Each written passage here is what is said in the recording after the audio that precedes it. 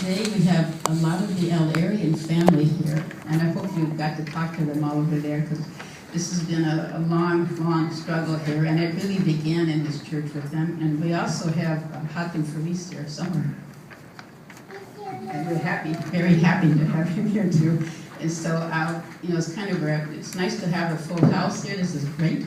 But I see Sammy al-Arian was a friend of this church before he was arrested. So, and when he was arrested, this church was really a big support for him, and most of the people here became supporters. And Friends of Human Rights, which our banners out there, was actually formed in this church, and I see a lot of members here. And I'm not going to name them all because there's too many. I'm happy to see them back here. And we've got other organizations represented, St. Pete for Peace, Reverend right here, yeah. And sponsors, of course, that are named on their program. Okay. Anyway, so when Sammy was arrested, we formed Friends of Human Rights around his case. We went to the prison and had rallies. We went to the trial every day. We had people here that stood outside with a banner every Friday during the trial for 6 months. And the last time we had so many al-Arians in this building was when we were celebrating his acquittal by the jury. But as you know, that didn't get him out of jail. So now we're, all charges against him were dropped in June, so we're celebrating that.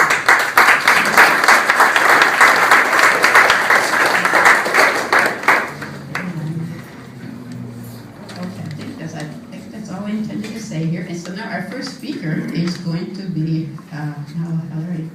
I'm so happy to have her.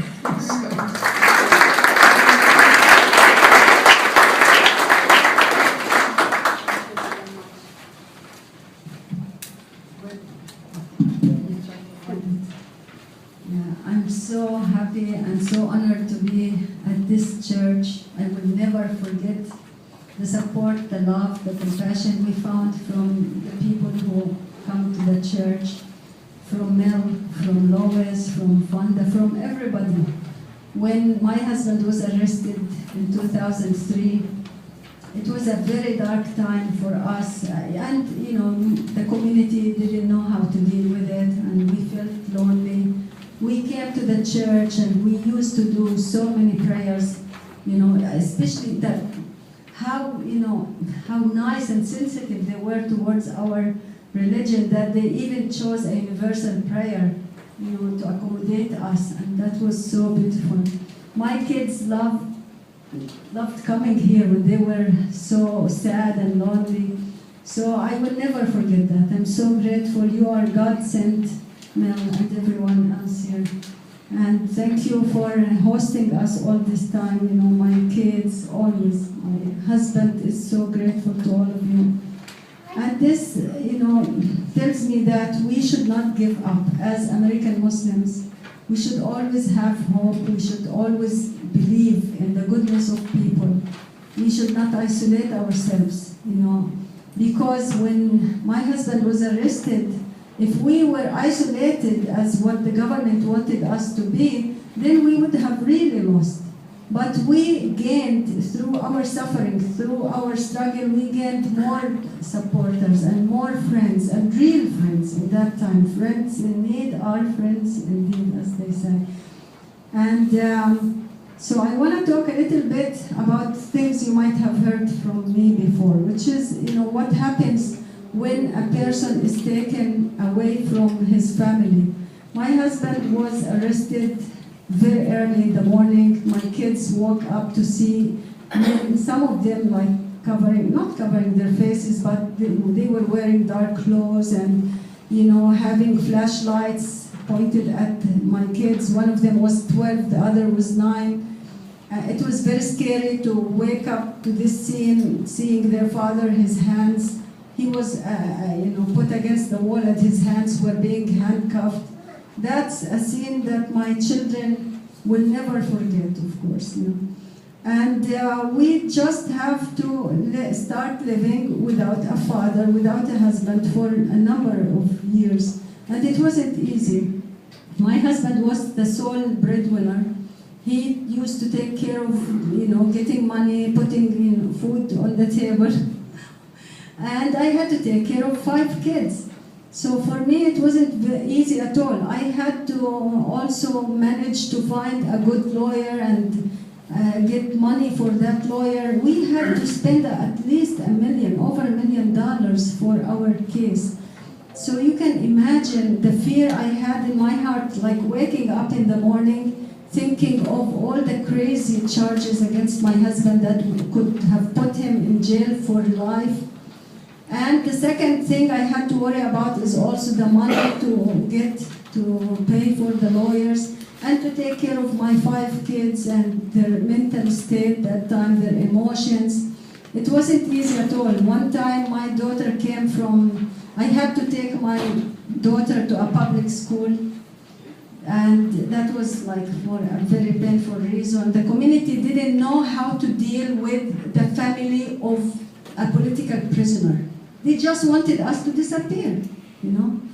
So what did we do? I had to pull my kids out of the school that my husband established and put them in public schools in a completely foreign environment to them because they didn't have friends there. So it was even double, you know, the pain here. And one time my daughter came and said, a boy called me, you're the daughter of the terrorist and this and that. And yeah, it wasn't easy at all, and we had to go to a psychiatrist and sit with her and deal with, you know, the way the whole structure of our family was destroyed. We had to rebuild our life again.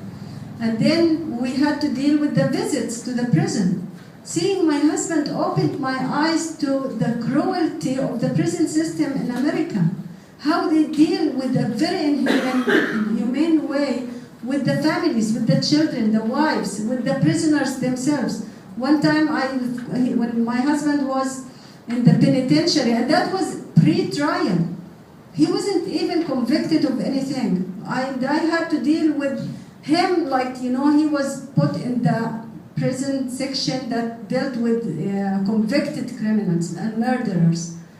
So I had to go to drive from here all the way to Coleman for an hour at least, and then wait in a very small room so he could come and talk to me behind a glass partition, no touching, nothing, just talking to me.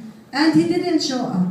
And after all these hours, I asked, what's happening? Where is my husband? They said to me he refused to be strip searched, so we're not going to let you see him. I said to them, why he has to be strip searched? I cannot touch him, he can't touch me. Why you have to, you know, he's only in your possession the whole time. No, this is the rule, you have to go home. So I went home that day, I felt so angry. It's like they treat us as animals there. All the reasons, the causes they make so that they can humiliate people and make their life miserable. So that's one of the stories I remember from prison time. And then taking us from one prison to another. They kept moving him. And even after he got, you know, the plea agreement and everything, they moved him to Tallahassee. And from Tallahassee, they moved him to Atlanta. Like 9 prisons he had to go through until he reached Virginia. And that's where I had to leave Tampa, Florida also, and just move to Virginia and live there for God knows how long. And that's when they started a new case against my husband. So what happened is that, you know that there was a big trial in downtown Tampa at the federal court in 2005. So we had to go through 2 years of waiting for the trial and get prepared for the trial. And the trial lasted for 6 long months until the verdicts came with no guilty verdict for 4 defendants. One of them was my husband. Thank God, no guilty verdict. 10 jurors wanted to acquit us of all the charges, but 2 women who, you know, were not racist, maybe they were, God knows what was on their mind. They said, we don't have evidence, but we have a feeling. We should convict them, okay? So, because of that, unfortunately, my husband was acquitted of charges, and there were some charges that were kept hung And thinking of another trial and thinking of all the headache we had to go through, and my kids, of course, we didn't want to do that, so we signed a plea agreement that excludes cooperation with the government, which means no more dealing with the government. That my husband would agree to a voluntary deportation from America. He would give up his green card and the legal status and just leave America. And that the government would have no business with him. Unfortunately, this situation did not last because there was this Zionist guy, a prosecutor in Virginia, who wanted to torment my family, my husband, all of us, and he subpoenaed my husband to Virginia to testify before a grand jury. And my husband said, this is against the agreement I signed with the government, and I'm not going to do that. I'm not going to testify. And my husband was released because he was charged, unfortunately, with 2 charges of criminal contempt because he refused to testify. He was released on bail, and he was put in a confinement, in house confinement. He was under house arrest for at least 4 years. Yeah, for 4 years at least. And of course, that was so tough for him to be in the house. Imagine if you sit in the house for years and years, you only go out to see a doctor, but every 4 months you go out and see a doctor. And no more going out. It was tough for me too to deal with him, dealing with a person who is confined. His freedom isn't with him anymore. I mean, even if you were in the house, there were so many restrictions. And then, thank God, little by little, the restrictions were lifted. And what's more important is that charges were dropped by the government because they felt that the judge didn't want to have a trial. The judge was not convinced that there wasn't an agreement that allows my husband not to testify or cooperate. So the government dropped the charges. That was end of June, last June, thank God. And now we have to find a country so we can leave America because that's part of the deal. My husband is complying with the deportation agreement he signed with the government, and he's looking for a country. It is going to be very hard for us, of course, to live far away from our kids and our friends. America, we came to America when we were very young. My husband was 17, I was 18. I mean, he came a few years earlier, that's fine. So, so we've grown, we have grown up here, really. We've grown to live in America and love America and the American people. We always find goodness in the hearts of the people, and nothing that the government did would convince me that America is bad. This is not true. I see how they love us and support us, and they care about justice. And that's what the Muslim community always should remember, that you have to be part of this society. You have to be united with your fellow Americans in fighting against social injustice and fighting against racism. Look at what happened in Ferguson. What is our role here? A young African-American man was killed in cold blood. What did we do? We have to stand up and talk against injustice. Everywhere, even if a Muslim person did it, we have to always be very objective and very unbiased, and we should denounce terrorism, racism. We should denounce all the social ills and just be one hand with my fellow Americans, all of us. And thank you very much. Maybe I forgot some things, but maybe just one little thing, one more thing I want to mention is that our government is justifying its war against political activists because of the terrorist actions that happened and all that. When September 11th took place, we, the Muslim community, were like the first ones who condemned what happened on September 11th. And we were acting very hard and doing, a lot of things to teach our kids to denounce terrorism, to denounce all those horrible things that some people might do and do to others. And because of that, look what the government did.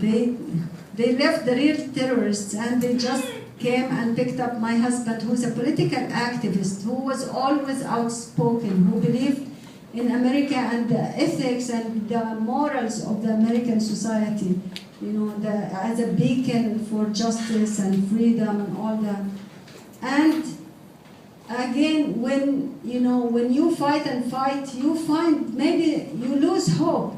But when I saw, and the jurors saw, that group of people downtown Tampa, when they were raising signs at the time of our trial, saying that sending money to orphans and widows in Palestine is not a crime, what Dr. al-Arian did was not a crime, that affected the jurors a lot. Sometimes a small group of people, small actions they do can do, big effect on others. So do not underestimate any little thing we do for justice. Okay, and that's what I want to make you. Thank you.